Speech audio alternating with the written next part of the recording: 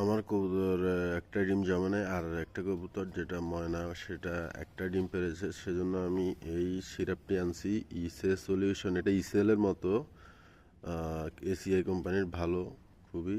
ব্যবহার বিধি হচ্ছে যে আপনার এখানে লেখা আছে, প্রতি মিলি পিবি ইসে সলিউশনে আছে ভিটামিন 100 মিলিগ্রাম।